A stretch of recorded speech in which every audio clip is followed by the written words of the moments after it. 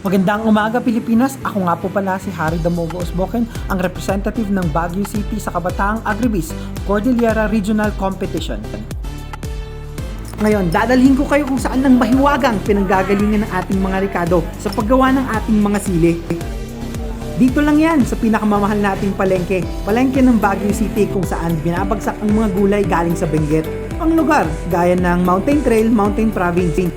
Mahusay nating pinipili lahat ng mga Ricardo para makasisiguro tayo sa quality na ibibigay natin sa mga customers natin. Kaya ayan, ginigiling na po natin.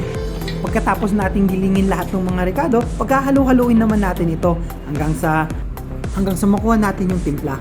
Pagkatapos na gilingin at gawin uling mas pino yung gilay, naman na natin sila sa mga bote. Pero bago natin lagyan ng mga bote, sinisigurado natin na sanitize lahat ng mga bote para naman ligtas at safe yung mga product natin at hindi madaling mapanis. Pagkatapos natin ilagay sa mga bote, syempre lalagyan na natin ng mga pangalan, lalagyan natin ng label. Lagyan natin ng label, parang kayo, dapat may label, di ba? Para alam mo kung sa'yo ba talaga. Bibigay natin sa mga customers natin. Alam niyo ba, natuwa yung isang customer tapos pinangalanan akong Chili Man. Ayan po pala yung picture natin, no? So, ngayon naman, papakilala ko kung saan gagamitin ang ating mga sili.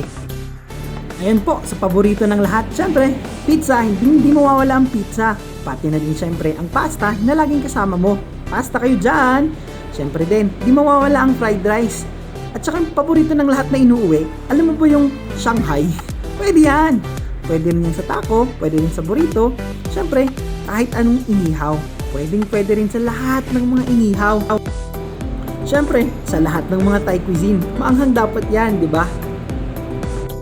Pwede rin yan, pipino, mga fresh na prutas. Sa lutong kakaiba, pwede rin yan sa curry na tilapia. Pwede rin sa simpleng lutong bahay lang, pampasarap baga. At syempre, yung hindi mawawala, yung sinigang ba? Ay, sorry, nasobrahan sa tawa. Para mas lalo nating makilala ang mga product natin, eto na sila, isa-isahin natin. Sinalasang. Yung tipong hindi maanghang masyado. Tapos si balasang medyo hot siya. Tapos si balasitang medyo hot, double hot, ganun siguro. Paano ko ba dapat i-describe? Tapos si hot, extra hot. Ayan na silang lahat. Ngayon naman, liliputin natin ang buong Pilipinas at ibang bansa. Sige, tignan natin kung saan tayo pumunta. Siyempre, una sa Cordillera. Siyempre, product natin magsisimula sa shop sa Tamtam Cafe, doon tayo gumagawa. Pagkatapos, pumunta siya ng Yaman Farm. Nagpunta rin tayo sa Atok. Alam niyo ba yun, yung sobrang lamig? Tapos, siyempre, sa Sabangan. Part ito ng Mountain Province. Next naman natin is yung sa Bukod. Sana makapunta tayo dito sa Bukod. Next po dito sa CIP Coffee. Coffee shop lang dito sa Baguio yan. Tapos sunod na natin is dito sa Kias. Ang sumunod naman is dun sa Nangalisan, Tuba, Benguet. So, try natin sa Lowlands. Meron din tayong napadala ng mga products. Meron tayo sa La Union, kay Ate Jelsie ito. Ito naman si Ma'am Rita, dun po tayo sa Pangasinan. Meron din tayong Kabataang Agribiz na nanalo ng ating competition. Pinadala na rin natin yan.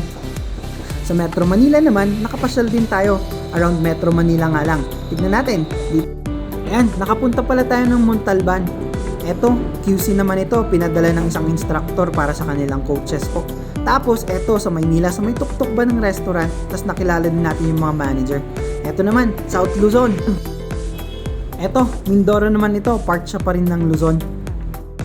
At syempre, kung puros Luzon, baba naman tayo sa Visayas, Queen City of the South, Cebu City. Yan! Namamasyal din tayo dyan, akala nyo ba hindi? Mactan, meron din tayo sa Mactan. At syempre, sa Valleys of Mindanao, may napadala tayong isa doon. Sa Socsargen, parang sina Carmen ata yun yung nanalo sa Mindanao. Akala nyo ba pang Pilipinas lang ang product natin? Meron din tayo na ship international. Ayan po, papuntang Japan. Nasa cruise ship po kasi sila. Tapos yan, Caribbean Islands po. At sa ibang parts pa ng USA at Canada, meron din tayong napadala-dala. Alam niyo ba pala kung bakit sili ang napili ko sa Agribiz?